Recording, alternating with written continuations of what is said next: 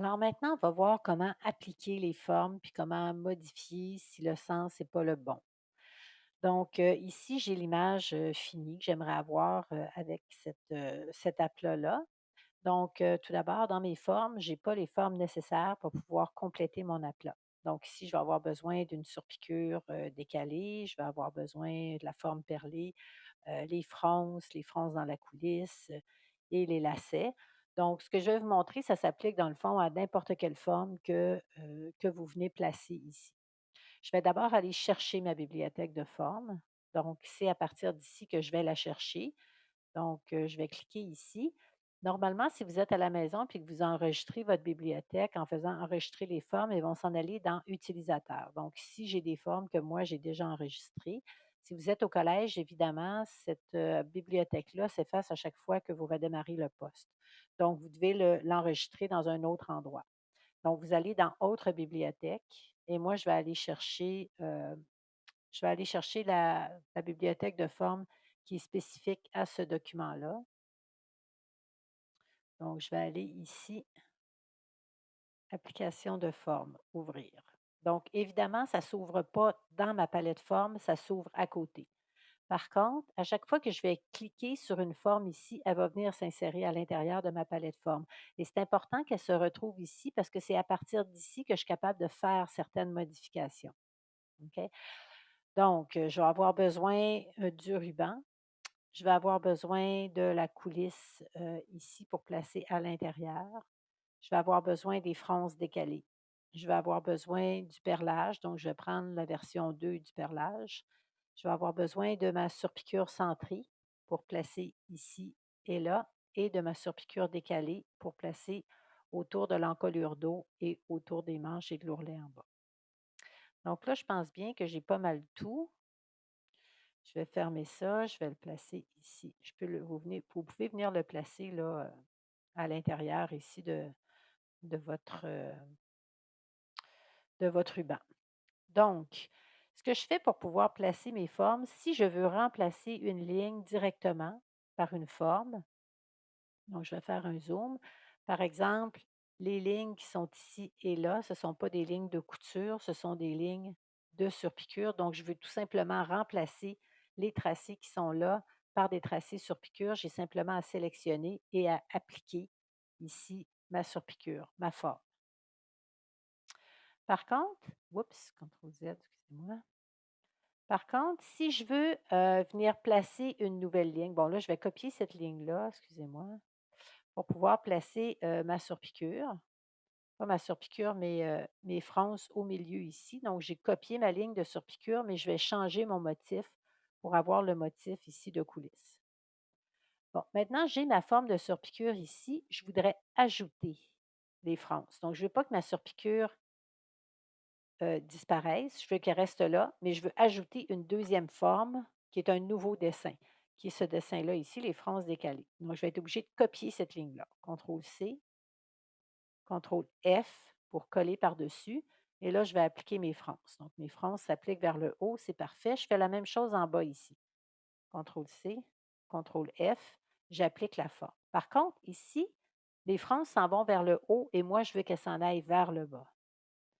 Donc là, il faut que je modifie ça. Si je regarde ici dans ma bibliothèque spécifique, je n'ai pas l'option d'avoir mes formes, d'avoir l'option de modifier ce qui est sélectionné. Il faut vraiment que j'aille dans ma palette forme, ma palette d'origine pour pouvoir avoir accès à cette icône-là, option de l'objet sélectionné. Donc, mon objet est sélectionné, je clique ici et là, je peux inverser le sens. Donc, on peut voir ici la ligne pointillée qui représente le tracé et les petites pointes en triangle qui représentent le dessin ou le motif. Donc, moi, je voudrais modifier ici à la verticale et je vais faire OK. Bon, maintenant, j'ai aussi dans cet espace-là, j'ai aussi mes deux lacets. Donc, je vais être obligée d'abord de tracer les lignes puisqu'elles ne sont pas tracées. Donc, je vais utiliser mon outil plume. Je vais tracer ici une première forme, puis je vais en tracer une deuxième ici, de longueurs différentes. Je vais sélectionner ces deux formes-là, puis je vais appliquer ici ma forme de lacet, qui est une forme ici de artistique, donc qui s'étire sur la longueur. Je vais me rapprocher, là, je vois que la partie œillet est un peu inclinée parce que j'ai une ligne qui est inclinée au départ. Donc, je vais ajouter ici un point pour venir placer cette portion-là ici. Oups, oups, excusez-moi. Donc, ce point-là que je vais venir aligner. Voyons, sélection de points. Ici, pour avoir quelque chose là, d'un peu plus rectiligne, pour que ce soit parfaitement horizontal ici. OK? Donc, mon tracé ici, je ne veux pas avoir là, de pointe. Donc, je vais mettre ici mes leviers vraiment vers le bas. Je vais ajouter un point ici. Je vais déplacer ce point-là pour qu'il soit aligné avec le premier, ici, pour que mes tracés soient parfaitement là, horizontaux. OK? Donc là, on peut voir ici mes rubans qui sont noirs. Moi, je voudrais avoir les rubans de la même couleur que mon dessin, donc je vais devoir changer la couleur de ma ligne. Présentement, ma ligne est noire. Je vais demander pour avoir une ligne de la couleur ici de mon objet de remplissage. Bon, je n'ai pas cette couleur-là dans ma palette, donc je vais aller chercher la couleur ici. Une espèce de turquoise, là, je vais venir le mettre ici. Donc là, maintenant, je peux l'appliquer sur mon contour. Donc, la partie noire des contours de mon lacet reste noire, c'est l'intérieur qui change de couleur. Maintenant, pour les surpiqûres qui sont, j'ai une surpiqûre aussi dans la partie du bas. Je vais commencer par la surpiqûre ici au niveau de l'ourlet de la manche parce que c'est plus facile. Je n'ai pas beaucoup de points sur cette ligne-là, donc je vais sélectionner un clic sur le contour comme d'habitude. Il ne faut pas que les points soient sélectionnés. CTRL-C, CTRL-F. Je vais enlever la couleur de remplissage. C'est super important pour conserver uniquement la couleur de la ligne et je vais appliquer ici ma surpiqûre simple décalée. Elle est du bon côté. Je vais faire la même chose de l'autre côté. Clic, CTRL-C, CTRL-F. J'enlève ici la couleur de remplissage. J'applique ma surpiqûre simple décalée qui est du mauvais côté, donc que je vais changer de côté. Oups, que je vais changer de côté ici.